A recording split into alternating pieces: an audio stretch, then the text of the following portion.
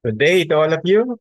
Once again, this is Daniel Pilarta, and we are now on part 4 on our subject matter discussing the active and passive obedience of Christ. This will be our last two parts of the five-part series of our subject. At gusto ko pong kunin ang pang-apat na bahagi ng ating pag-aaral dito sa hawak kong libro, yung ating binasa noon at pinag-aralan na ang title ay The History and Theology of Calvinism, authored by Kurt Daniel. At nahanguin natin yung subject ng active and passive obedience of our Lord doon po sa kanyang page number 636. At babasahin ko itong part 4 na ito hanggang 638.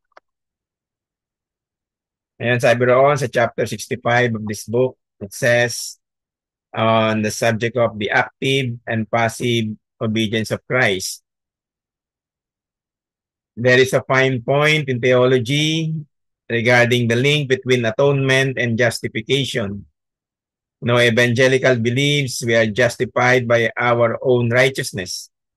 Some who claim to be evangelical deny that we are justified by the imputed righteousness of Christ. Some evangelicals believe we are justified by only the imputed righteousness of the passive obedience of Christ. Most Calvinists have believed in justification by the double imputation of both the active and passive obedience of Christ, while most non-Calvinists do not. There are exceptions on both sides. Now, the active obedience of Christ refers to his entire life of holy obedience to the Father, while his passive obedience refers to his submission to die on the cross to make atonements. The terms are often misunderstood. Christ was active in all he did, and passive should not be taken to mean a nonchalant attitude. Some prefer the terms preceptive and penal obedience. Now, on the survey of Reformed views, it reads here that before the Reformation, almost all theologians taught that we are justified in the sense of being made righteous by the infusion of grace in infant baptism. The Christian must then develop this righteousness by the sacraments, good works, and suffering to make it to heaven. This was especially taught in detail by medieval Catholic scholastics and their merit theology. Condign merit, congruous merit, and treasury of merits, so on and so forth. Now, Martin Luther rejected this whole approach and rediscovered the true biblical doctrine. Though he still held to baptismal regeneration, he utterly denied that we have any merits or righteousness that put us right with God. All the merits is in Christ, not us. Moreover, Christ's righteousness is imputed to the believer legally and not infused into him for justification.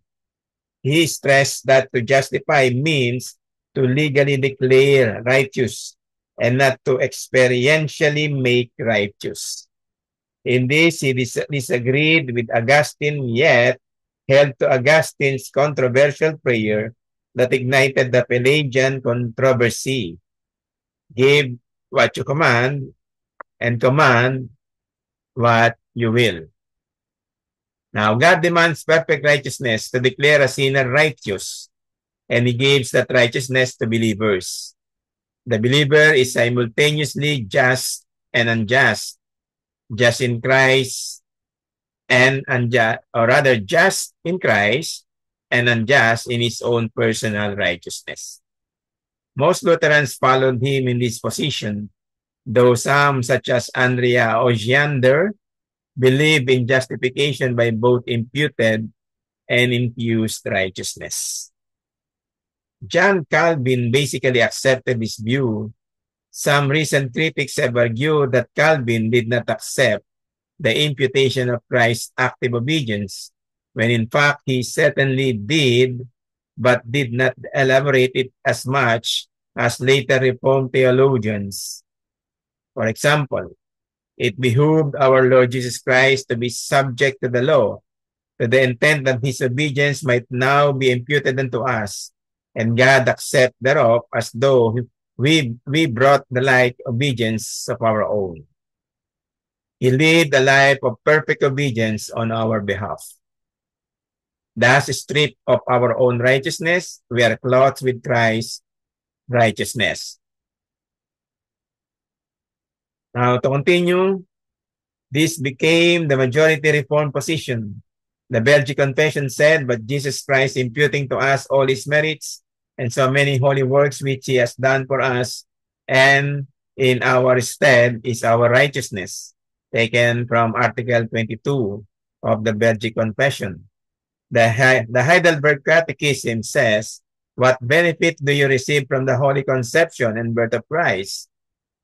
Answer, that he is our mediator, and that in God's sight, he covers over with his innocence and perfect holiness the sinfulness in which I have been conceived. On question number 36, rather. Now, the Westminster Confession says that God justifies us by imputing the obedience and satisfaction of Christ unto them. In chapter 11, paragraph 1. The Westminster Larger Catechism says we are justified only for the perfect obedience and full satisfaction of Christ by God imputed to them. Question number 17. The Second London Baptist Confession of 1689 amplifies the Westminster Confession on this article. It says that those whom God effectively calleth, he also freely justifieth, not by infusing righteousness into them, but by imputing Christ's active obedience unto the whole law and passive obedience in his stead for their whole and sole righteousness by faith. In chapter 11, paragraph 1. Similar words are found in the Savoy Confession under the influence of John Owen. The Irish articles, mainly the work of James Ussher, states, Christ is now the righteousness of all them that truly believe in him. He for them paid their ransom by his death. He for them fulfilled the law in his life. Some Calvinists, such as Johannes Piscator, accepted only the imputation of Christ's passive obedience, his death, not his life. He was followed by David Pareus, the disciple of Zacharias Ursinus, and later by Thomas Gathaker and Richard Vines, two prominent members of the Westminster Assembly. Later, Calvinists denied or dramatically reworded the covenant of works and tended to deny the imputation of Christ's active obedience. John Murray, on the other hand, greatly rewarded the covenant of works with Adam, but strongly defended double imputation. And I would like to end our part 4 on this particular subject on the active and passive obedience of Christ through the reading of this particular book, The History and Theology of Calvinism by Kurt Daniel. Now, the last part, which is part 5, on this particular book as well, we will be concluding rather our particular subject. And I am hoping that you will be with me again on our last part.